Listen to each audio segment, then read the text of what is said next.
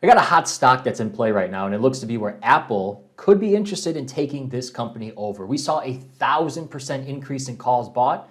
My name is Joshua Bellinger, and this is another episode of Follow the Money. Today we're going to talk about Sonos. Sonos was the name that we saw hit our monitor and hit with a lot of activity.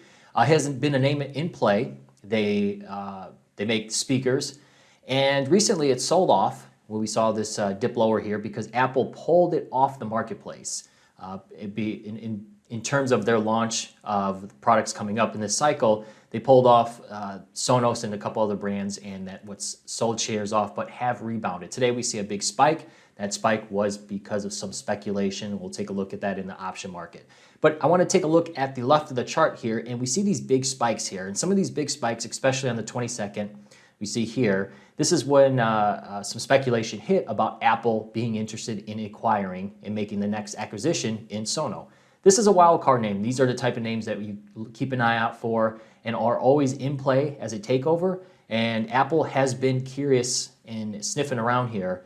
And one of the things that's interesting is that they pulled it off. And I wonder if that was a pull the rug underneath the prices to then get a better price to then make an offer. Almost the same thing we saw with Fidelity lowering commissions and then buying TD. So let's take a look here at the option market here. And this is where the options are active in the December contract. We saw 43,000 contracts traded today. Not all of them are going to stick. There's some speculation in here, some two-sided paper. And earlier buyers came in at 90 cents to about $1.20. So a lot of this is some speculation money. Even some Robinhood traders probably were active in this name for some reason. It's interesting to see when we start to look at some of the other option strikes and expirations. It's really focused here on the 1750. And if we go back and take a look here at that at the chart, 1780 is that recent high here. So keeping that in mind, and we could just take a quick peek at the time and sales here. So you see blocks of 100, which is significant, but then we start to drop down and you start to see blocks of 50, 68. Still, not Robinhood traders, but not the type of big bulk buying or selling that you typically want to see. So you see 30s and 40s and so forth. So it'll be interesting to see how this sticks in the open interest tomorrow.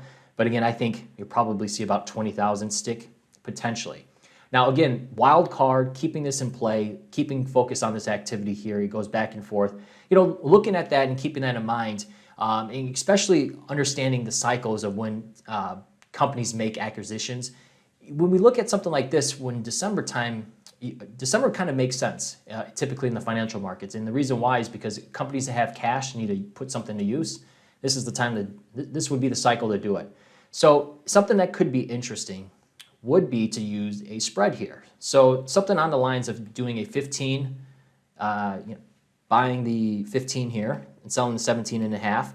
And you do that for $1. So $1, you pay $1 debit for $2.50, so you have $1.50 upside and $1 risk. That could be something that's in play here. You don't have to go for a home run, but that is something that could be interesting, and you can also look to roll that out into January. But again, this is a name that's in play. Keep an eye on this one, and I think it's just a matter of time that Apple then eventually takes the stock over. We'll talk to you in the next episode of Follow the Money.